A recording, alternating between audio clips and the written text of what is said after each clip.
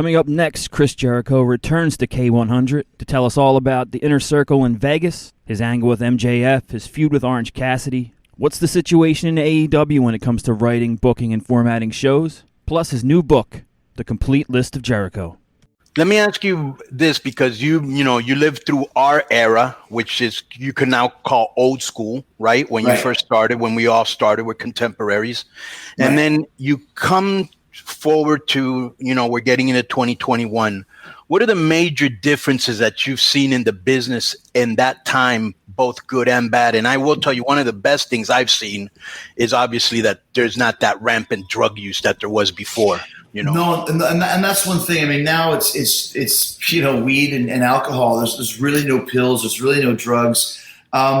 It's weird, man. Like it's been a really cool environment with AEW because Tony is, and you never want to say this, he's one of the boys to an extent. He's one of the boys in that he hangs out after the show. He's very generous with, there's always, check this out. There's cool or warm. What do you call like warm coolers? Not coolers, but they keep things warm. The warming, koozies. But big like lockers. But inside is steak and salmon and burgers and pizza and all that stuff. So there's food after every show for the entire crew. And half the time there's alcohol as well. So it's almost like an after party after every show. But the thing about it is the reason for that is the Khan family have a sports background. The McMahon family is a wrestling background. In sports, you take care of your athletes and you make sure they're fed and you make sure they get to the gig and you make sure they have a place to stay. In WWE, you don't. It's up to you. You find your own food, you rent your own hotel and you get your own rent-a-car and have at it. So that's the biggest difference between AEW and WWE as far as the atmosphere surrounding the shows, for sure. You'll love this because I do the same thing in TJ, but this is the Mexican version of what you just said. So this is what we do. Check this out. We have a guy come up, and you've seen this, Chris. You know that spit thing that goes around and they cut the meat off and then they put it in a taco? So we get one of those guys, okay, that come up literally next to our dressing room. Okay. So during the whole night, you're just going there and you're getting tacos and you don't got to go out at 2:00 or 3:00 in the morning to try to find somewhere that's open in your wrestling clothes. And maybe it's closed and you're all pissed off and everybody's eating together and it brings like a camaraderie. You know what I'm saying? Yeah. No, and that's what I was saying, kind of the way WCW is there was that camaraderie because everyone was together. And the difference now, like you said, is just everybody's just cool and everybody wants to be hanging out. And not that WWE wasn't like that, but unless you did a European tour, everybody was in different hotels. And some guys are leaving right after the show. Some guys got to drive to the next town. Some guys like to stay. And different cliques, too. And different cliques. And this one, there really isn't. I mean, there are your cliques. I'm not going to say that. Obviously, it's wrestling, so there is. But usually it's a pretty cool crowd. And everyone's just hanging out, man. And that's what you said. That's where I feel like this is the modern day equivalent of driving down the highway.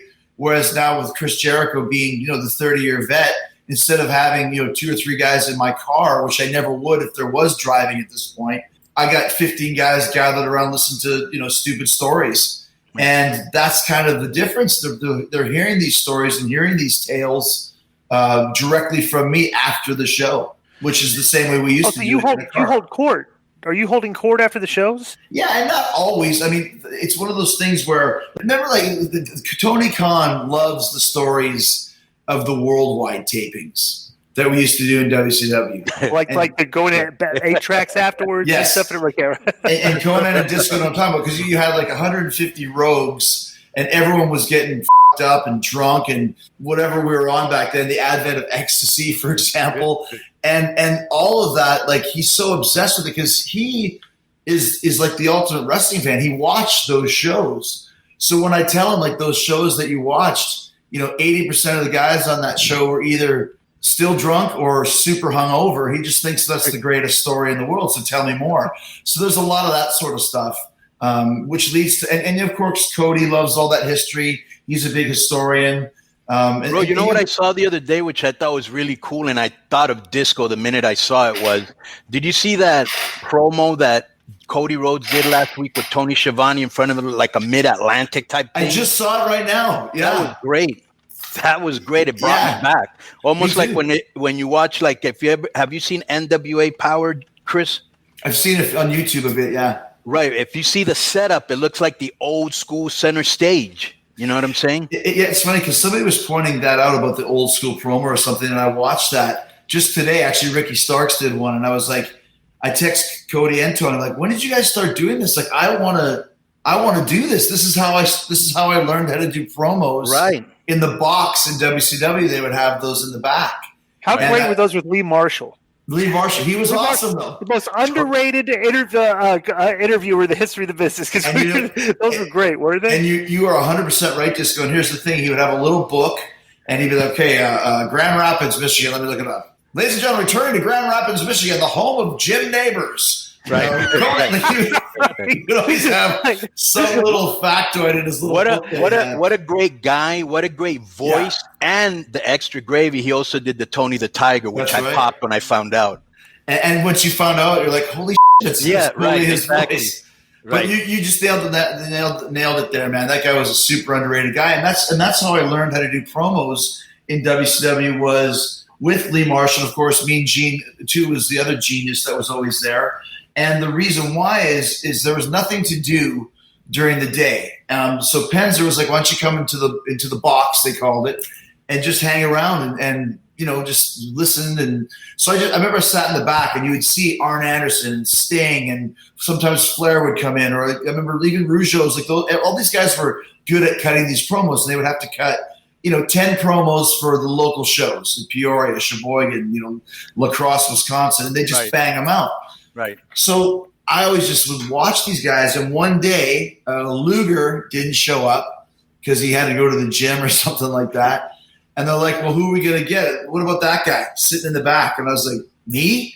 And they're like, yeah. And Penzer's like, yeah, let him do a couple. So I did like 2. And then the next time I came back, and they were like, oh, give him another couple. And then I got 3. And then next thing you know, I was on the list of guys like, Sting and those guys were to cut these localized promos. And that's how I learned was with Gene and Lee, who could carry you through the promo even if you didn't know what you were saying. And that was the genius of it. It's unbelievable when you go back and watch those guys compared to the way it is now. Yes. It's like you have the interview people are like super scripted and look uncomfortable delivering stuff. These guys come across as so natural, and they're just like making up stuff as they go along and stuff, they're smooth, Gene was great at that. Like he was the best. Yeah. Both of them were, and Gene was obviously more on Nitro Live, but that's how, like I said, that's how I learned, because if you didn't know what to say, it was almost like being in the ring with a green guy. Like a great worker, an experienced worker could carry a green guy to a good match. Plus, Gene and Lee could carry you to a good interview. Right. And without trying to steal your heat. You know what I'm saying? Yeah, they're feuding. Like I was watching one the other day. I should send it to you guys. I sent it to Natty and TJ, and I actually sent it to Tony. It's Jimmy Hart, Bret Hart, and Neidhart, right? And Gene's just talking, and they're all doing their shit. It's typical 80s promo. And then out of nowhere, Gene goes, so Anvil, you getting a lot of dates lately? And Anvil doesn't miss a beat. He's like, yeah, Gene, I've been getting a lot of dates. The ladies like me, and I can see why. And just the way he just fits right in, I was just laughing. Yes, I get a lot of dates. As a matter of fact, I do. Like you can tell Gene was just around. Right. And Jim just went with it. And it was so funny. Like you said, now the interviewers are given one line. So what do you think about your match? And it looks like the fourth take. Yeah, exactly. It's like, oh, let's just go with it. It's like, that's right. But we were very lucky, Chris, because we came from an era of great talkers. Because back then, if you remember, you had to try to talk the people into the arena, because that's how you got paid. Right. There were no guaranteed contracts, so you had to be able to spit some shit to get motherfuckers to come in and watch your shit. You know what I'm saying? That's exactly right, because that was the most important thing, and that's why I thought it was cool for AEW to have that set up again, because especially in our show, it's a 2-hour show, and the roster's so huge that it's hard to get promo time on the show, and as it was back in those days. So when you have the box, the old school localized promos, even though we're not going anywhere, we're in Jacksonville every week, it still gives guys a chance to get their mind sharp it helped them to learn how to be quick and how to stay on your feet. And that's what being a good promo is all about.